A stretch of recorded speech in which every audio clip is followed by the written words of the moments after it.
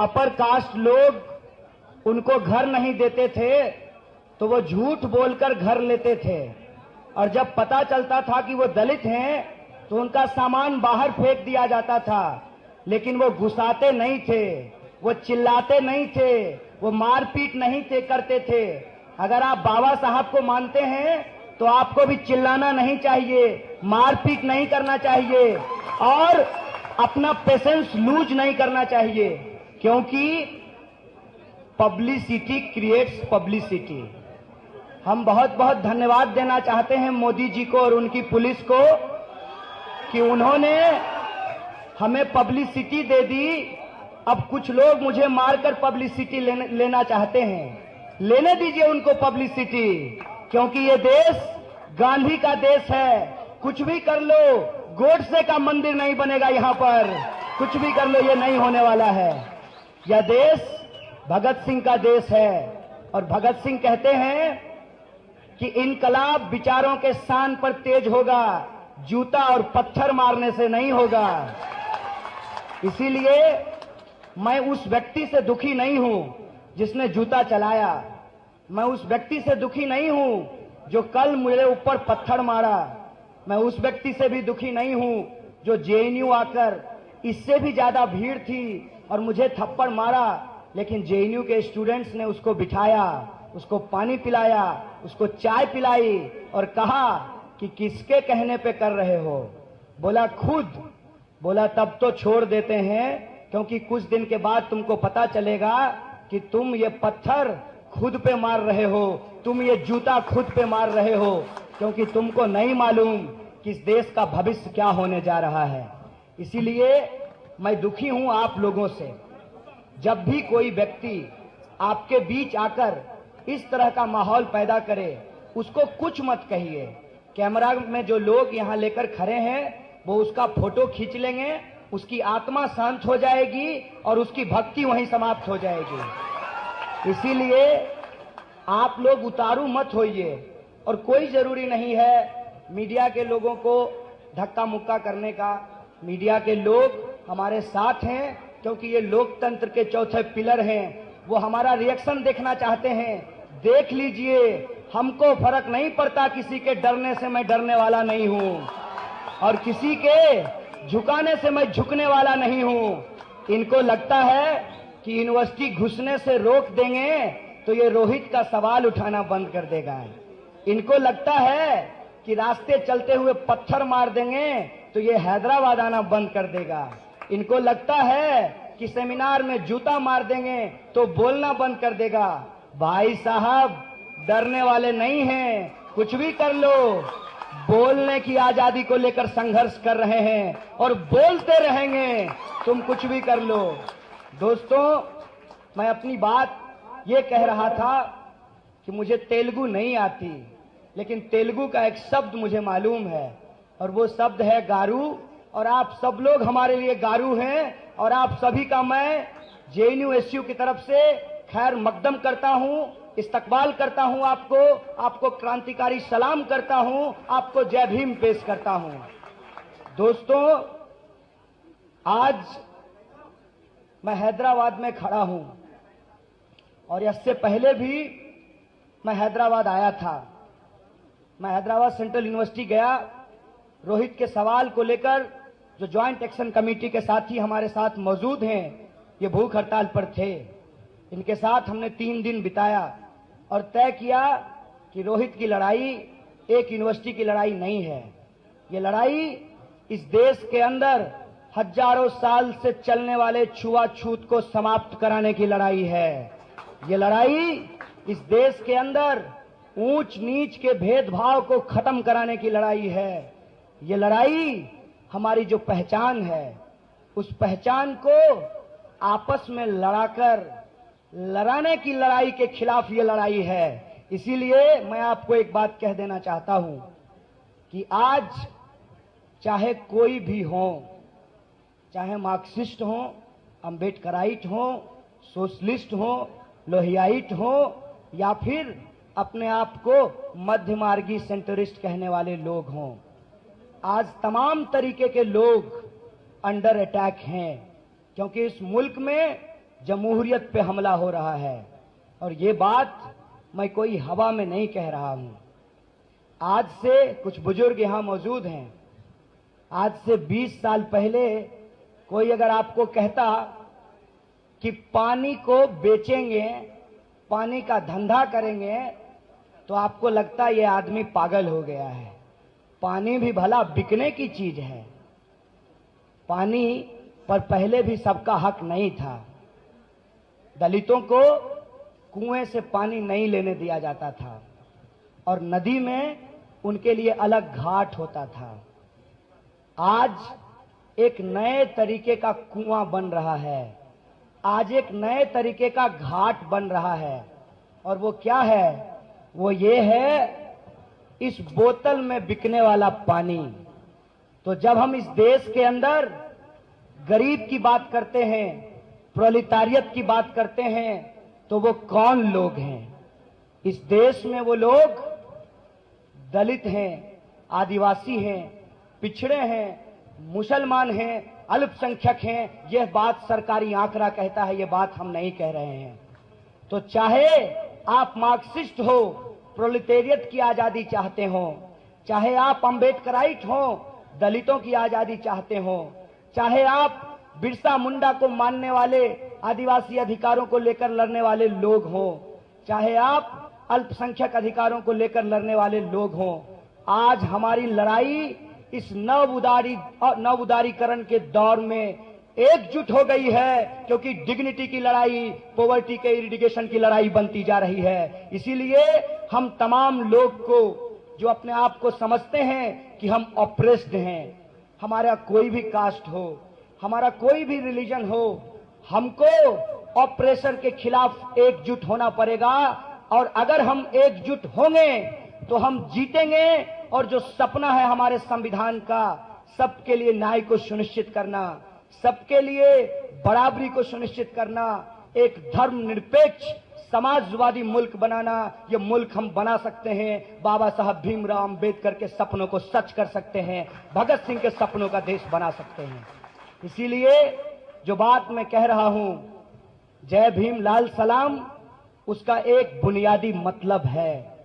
बुनियादी मतलब यह है कि चाहे लड़ाई प्रोलेटारियत की हो, चाहे लड़ाई दलितों की हो, चाहे लड़ाई आदिवासियों की हो, पिछड़ों की हो, अल्पसंख्यकों की हो, महिलाओं की हो, उन लड़ाइयों को हमको एकजुट करना पड़ेगा।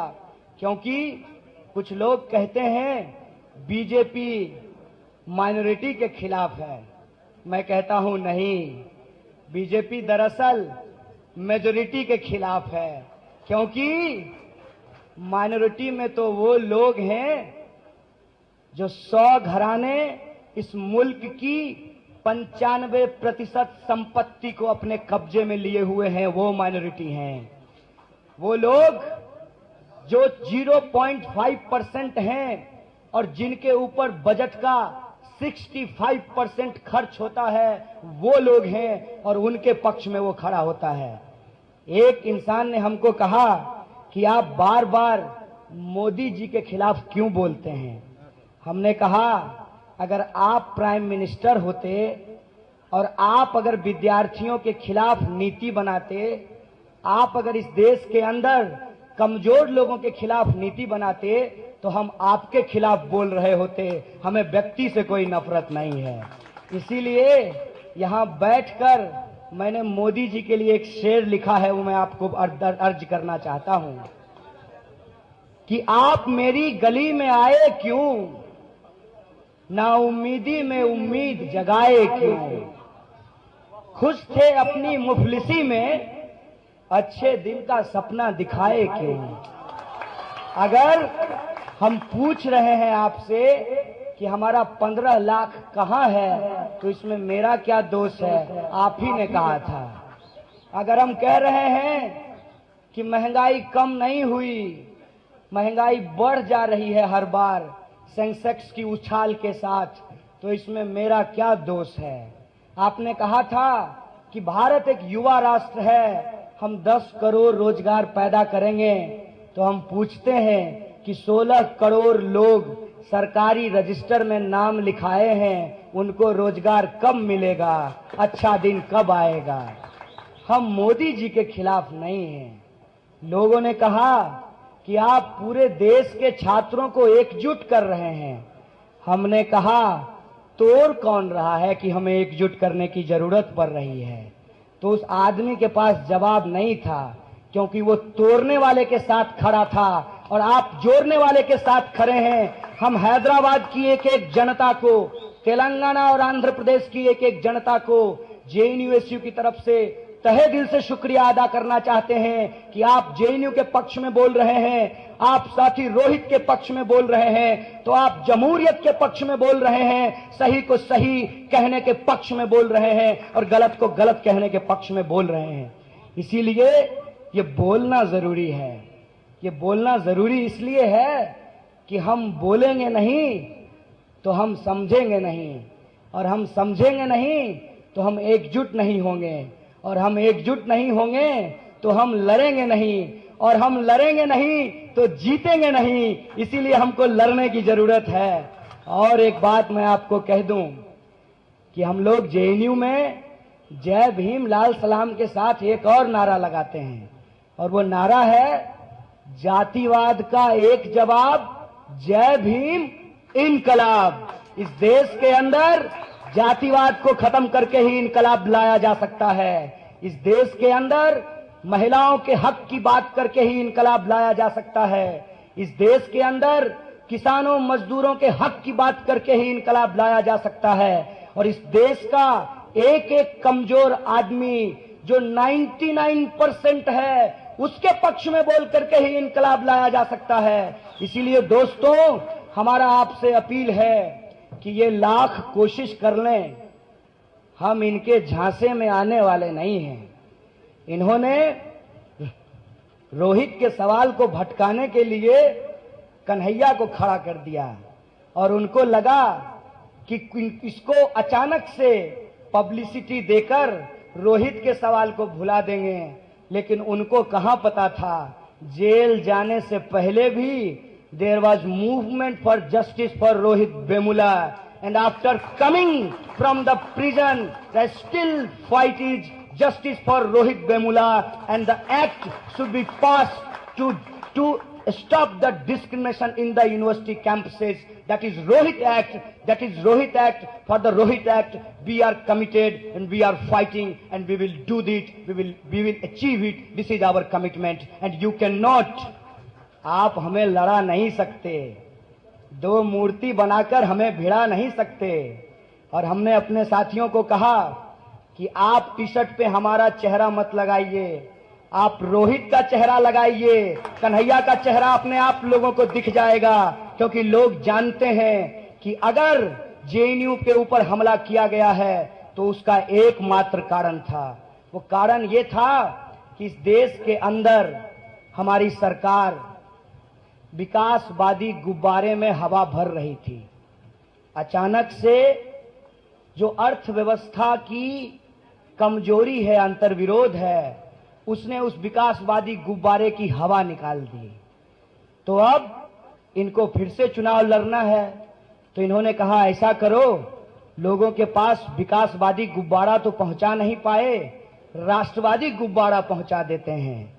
तो उनको कह देना चाहते हैं कि लोग राष्ट्रवादी गुब्बारा पहले से पकड़े हुए हैं, आपका नकली राष्ट्रवाद का गुब्बारा नहीं पकड़ने वाले हैं। इसीलिए इस देश के अंदर अगर राष्ट्रवाद की बहस छिड़ी है तो हमें लगता है इस बहस में मुकम्मल तौर पे इस बात को कहना पड़ेगा कि यह देश किसी एक भाषा का देश नहीं है, यह देश किसी एक धर्म का देश नहीं है, यह देश किसी एक जाति का देश नहीं है, यह देश किसी एक लिंग का देश नहीं है, यह देश है, देशों का देश है। India is the nation of nations, and we should respect all kind of nationalities in the concept of Indian nationalism, precisely where we should stand in the support of nationalism, not in the support of casteist, Brahmanical, Hindu nationalism. This is our position.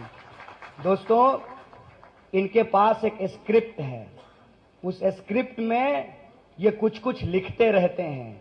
यही भी scripted था कि आएंगे, जूता फेंकेंगे, कुछ लोग पीट देंगे, फिर मीडिया रिपोर्ट कर देगी कि कन्हैया के सभा में हंगामा। हंगामा खड़ा करना हमारा काम नहीं है।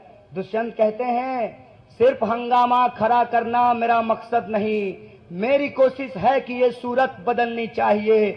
मेरे सीने में नहीं तो तेरे सीने में सही, हो कहीं भी आग लेकिन आग जलनी चाहिए। बदलाव के इस आग को जलाइए, आजादी के इस आग को जलाइए। अगर इस आग को हम जलाए रहे, कितनी भी जुमलेबाजी क्यों ना कर लें, हम जुमलेबाजों के जाल में फंसने वाले नहीं हैं। आरएसएस के एक साहब ने कहा, कन्हैया तो चूहा है।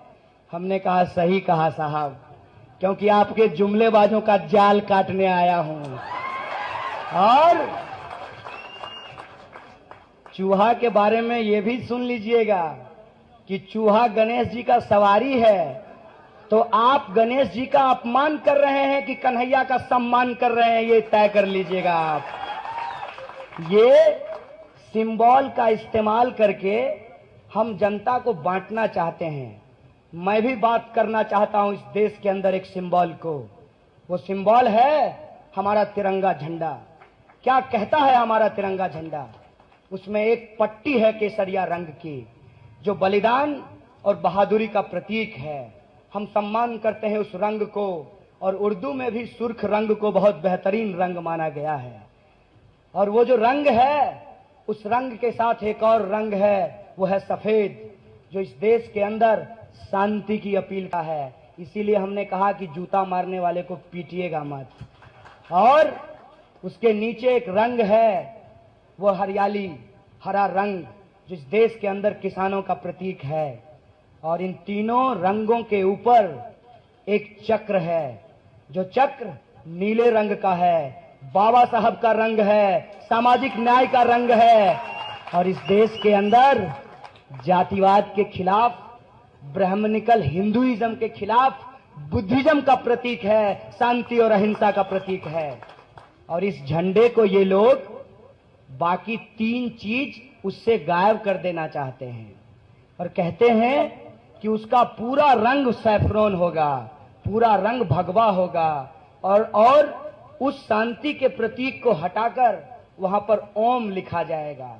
मुझे ओम से कोई परेशानी नहीं है, मुझे जय श्री राम से भी कोई परेशानी नहीं है, भारत माता से भी परेशानी नहीं है, और मुझे दूसरे धर्म के जो लोग हैं उनसे भी दिक्कत नहीं है, और जो अधार्मिक हैं उनसे भी कोई दिक्कत नहीं है।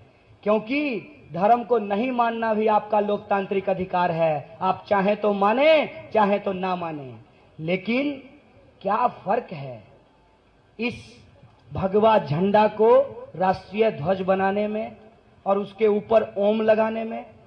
ये वही फर्क है जो फर्क जय श्री राम और राम राम में है। जय श्री राम एक पॉलिटिकल स्लोगन है, और राम राम हमारे धर्म के अंदर आस्था का प्रतीक है, लोक भावना का प्रतीक है, लोक संस्कृति का प्रतीक है। इस बात को हमको समझना पड़ेगा। मन तरपत हरि दर्शन को आज लिखा मुसलमान ने, संगीत बनाया मुसलमान ने, गाया मुसलमान ने, बजता हिंदुओं के मंदिर में है। ये हिंदुस्तान है, ये हिंदुस्तान की प्रतीक है, ये हिंदुस्तान की चाहत है, ये हिंदुस्तान की आकांक्षा है। इसको ये बदल देना चाहते हैं, और बहुत तरीके से भारत माता का नाम लेकर बदलना चाहते हैं। बस एक बात कहना चाहते हैं, भारत माता है और भारत माता रहेगी, लेकिन भारत माता का रंग सिर्फ सफेद नहीं होगा, उसका रंग काला भी होगा, वो श्यामली भी होगी, और उसके पास चमचमाती भगवा साड़ी नहीं, फटा हुआ तिरंगा का साड़ी भी होगा। और कुछ ऐसे भी वस्त्र हैं जहां साड़ी नहीं, सलवार कमीज पहना जाता है, जो आदिवासियों का प्रतीक है। भारत माता वो भी पहनेगी। तुम भारत माता को हेजमोनाइज नहीं कर सकते हो, तुम भारत माता को अपने रंग में नहीं रंग सकते हो। भारत माता का रंग हिंदुस्तान का रंग है, 125 करोड़ लोगों का रंग है, और इस रंग को तुम एक दूसरे के खिलाफ इस्तेमाल नहीं कर सकते हो। इसीलिए हम कह रहे हैं कि लाल के खिलाफ नीले का इस्तेमाल नहीं होगा। लाल और नीला मिल करके जातिवाद और मनुवाद के खिलाफ लड़ेगा। यही संघर्ष है, यही लड़ाई है। और बात तो मैं यहां तक करता हूं कि लाल और नीला ही दो रंग नहीं होता। कहते हैं 7 सुर होते हैं और 7 रंग होते हैं। इस देश के अंदर सच में अगर कोई क्रांति हो सकती है तो वो क्रांति छुआछूत के खिलाफ, वो क्रांति आर्थिक ऊंच नीच के खिलाफ हो सकती है। और उस क्रांति के रंग को लेकर हम में कोई झगड़ा नहीं है। हम सतरंगी क्रांति करने को तैयार हैं, हमें कोई दिक्कत नहीं है। हरा भी प्यारा है, सफेद भी प्यारा है, केसरिया भी हमारा है, चक्र भी हमारा है। भारत माता हमारी है, भारत की अम्मी और भारत के तमाम लोग, चाहे वो मदर क्यों ना हो, वो भी हमारी हैं और हम उनको किसी रूप में बांटना नहीं चाहते। ये क्यों बांट रहे हैं हमको? क्योंकि इनके पीछे एक साजिश है। साजिश क्या है? दादरी में मार दो एक मुसलमान को, मार दो अखलाक को, और लोग ये नहीं पूछेंगे कि वो आदमी मारा क्यों गया। लोग ये पूछेंगे कि फ्रिज में मांस किस चीज का रखा था। मार दो रोहित को, कर दो उसकी हत्या। लोग ये नहीं पूछेंगे कि रोहित मरा क्यों, उससे पूछी जाएगी कि उसकी जात क्या है। शर्म आती है, शर्म आती है ऐसी राजनीति पे, और दुख होता है ऐसे नैरेटिव पे जिसको इस देश के अंदर खड़ा करने की कोशिश की जा रही है। हमको लगता है मरने वाले इंसान की जात और धर्म पूछने से पहले मरने का कारण पूछना चाहिए, और जो लोग जिम्मेवार हैं उन जिम्मेवार लोगों को ढूंढना चाहिए। इन्होंने नई साजिश रची। हम विद्यार्थियों के खिलाफ सुरक्षा बलों को खड़ा करने का कोशिश किया। हमने कहा कि आप नहीं खड़ा कर सकते सुरक्षा बलों को हम सारे खिलाफ, क्योंकि जो लोग शहीद हो रहे हैं सीमा पे वो भी शहीद हैं। जो लोग शहादत दे रहे हैं खेतों में वो भी शहीद हैं, और जो लोग शहादत दे रहे हैं यूनिवर्सिटी में रोहित वेमुला वो भी शहीद हैं। हम शहीदों को आपस में आप नहीं लड़ा सकते हैं, क्योंकि हम शहादत दे रहे हैं इस समाज के अंदर गैर बराबरी को खत्म करने के लिए, बराबरी को स्थापित करने के लिए। और आप हमारी लड़ाई को कमजोर नहीं कर सकते, आप हमें बांट नहीं सकते। यही हमारा कमिटमेंट है, यही हमारी समझदारी है। इसीलिए साथियों, बस एक बात अंतिम तौर पर कहते हुए अपनी बात को खत्म करूंगा कि गंभीर दौर है। एक बड़ा आर्थिक संकट इस देश के अंदर उत्पन्न हुआ है, और ये आर्थिक संकट सिर्फ इस देश का संकट नहीं है, ये संकट पूरी दुनिया का संकट है। और शायद यही वजह है कि अमेरिका में डोनाल्ड ट्रंप को इतना ज्यादा वोट मिल रहा है, जो सीधे तौर पे कहता है कि मुसलमानों को अमेरिका छोड़कर चले जाना चाहिए, और वो अमेरिका का राष्ट्रपति बनने वाला है। इस बात पर आपको बार बार सोचना पड़ेगा कि दंगा करा करके लोग कैसे सरकार बना रहे हैं। इसका कारण क्या है? इसका कारण यह है कि जो क्रोनी कैपिटलिज्म है, जिसको कहते हैं जुआ वाली पूंजीवाद, जहां लोग पैसे लेकर के उत्पादन करने के लिए नहीं जाते, फैक्ट्री नहीं लगाते, किसानों को कर्ज नहीं देते, विद्यार्थियों को वजीफा नहीं देते, बल्कि सट्टा बाजार में बैठकर सट्टा खेलते हैं।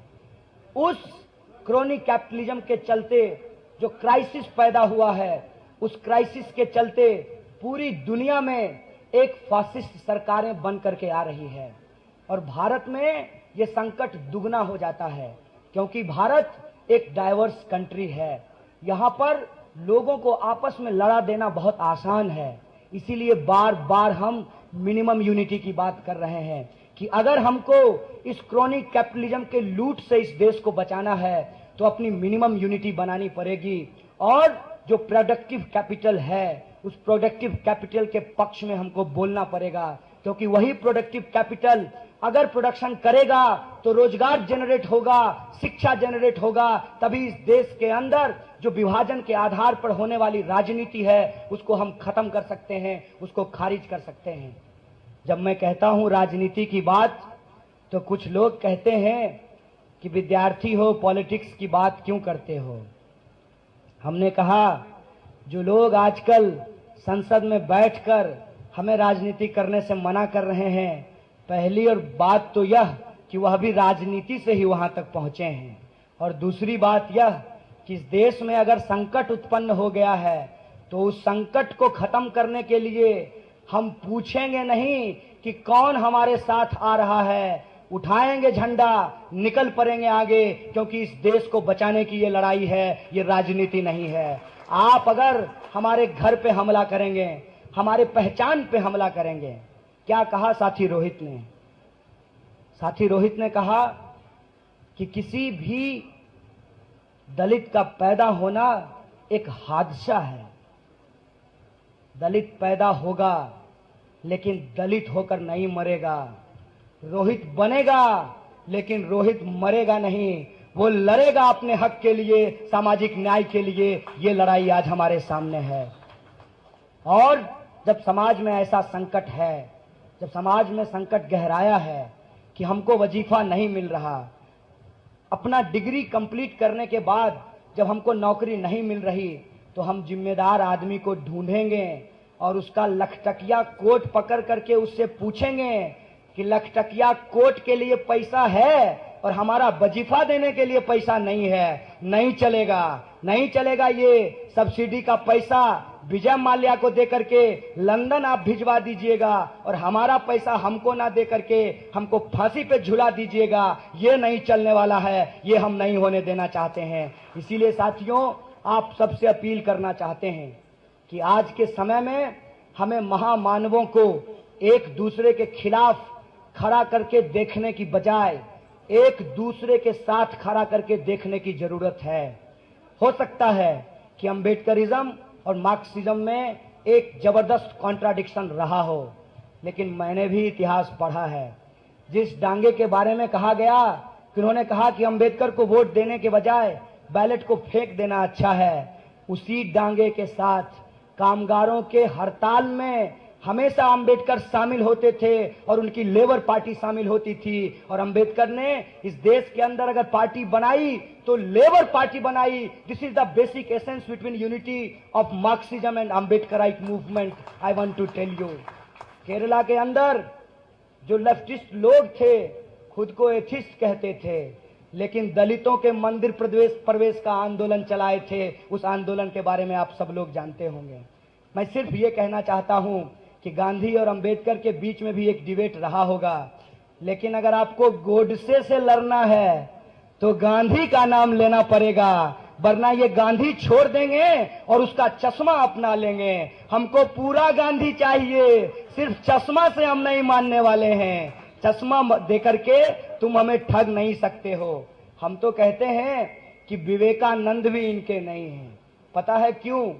क्योंकि इस देश के अंदर 2 साल हो गया सरकार को, एक तो इन्होंने कोई योजना नहीं बनाई, और जो योजना बनाई उसका नाम विवेकानंद पे नहीं रखा, अपने संघ के नेताओं के नाम पे रखा, क्योंकि इनको विवेकानंद से भी दिक्कत है। विवेकानंद कहते हैं एक जगह, इस देश के अंदर गरीबों के सामने धर्म की बात करना सबसे बड़ा अधर्म है। अब बताइए ये धर्म के नाम पे वोट कैसे मांगेंगे और विवेकानंद इनकी मदद कैसे करेंगे? इसीलिए मैं कहता हूं कि इस देश के तमाम महामानव जो जनता की मुक्ति को लेकर के संघर्ष किए हैं, उन महामानवों के रास्ते पे हमको चलने की जरूरत है। चाहे वो महामानव पीसी जोशी हो, डांगे हो, बीटीआर हो, चाहे वो महामानव गांधी, अंबेडकर, फूले, पेरियार, भगत सिंह, या वो तमाम लोग जिनके बारे में हम नहीं जानते हैं, कबीर, रसखान और गुरु नानक हो, इन तमाम लोगों के साथ हमको खड़ा होना है और भारत की जो संस्कृति है उसको बचाना है, इस लोकतंत्र को बचाना है, इस संविधान को बचाना है। अंतिम बात कहते हुए अपनी बात को खत्म करूंगा। इस देश के अंदर 55% नौजवान हैं, वही सीमाओं पे जाते हैं, वही खेतों में जाते हैं, वही फैक्ट्रियों में जाते हैं। इसलिए जय जवान। इस देश के अंदर किसान आत्महत्या करता है, उपजाने वाले का बेटा जो सबके लिए अनाज पैदा करता है, उसका बेटा किसान नहीं बनना चाहता। तो जय किसान, क्योंकि उपजेगा नहीं तो खाओगे क्या, और खाओगे नहीं तो विदेश कैसे जाओगे, कैसे फ्लाइट मोड में रहोगे। तो जय किसान। और संविधान की जय इसलिए क्योंकि यह संविधान ही इस देश में सही देशभक्ति की बात करती है, because our constitution start from our preamble. The first line is we are the people of India, so we should salute our constitution, we should salute Baba Saheb Bhimrao Ambedkar. And the last thing, आजादी देश से नहीं मनुवाद से चाहिए, छुआछूत से चाहिए. तो हम क्या चाहते? जोर से बोल लो. अरे मनुवाद से, अरे जातिवाद से, तो हत्यारों से, अरे झूठ मूठ से, फर्जीवारे से, जुमलेबाजों से, तो सूट बूट से हम लगे रहेंगे. अरे गरीबी से, अरे भुखमरी से, तो हक हमारी, तो जान प्यारी, तो प्यारी प्यारी. तो मैं भी बोलूं, तो तुम भी बोलो, सब मिलकर बोलो, तो जोर से बोलो. तुम कुछ भी कर लो, जेल में डालो, तो सुन ले मोदी, आरएसएस सुन ले, हम लड़ते रहेंगे. तो संघवाद से, सामंतवाद से, तो जातिवाद से, तो मनुवाद से, तो मांग रही पूरी आबादी. अरे मांग रही आधी आबादी. तो साथियों, इन्हीं शब्दों के साथ आप तमाम लोगों को बहुत बहुत शुक्रिया अदा करते हुए अपनी बात को खत्म करूंगा. शुक्रिया. इनकलाब जिंदाबाद. जय भीम. लाल सलाम.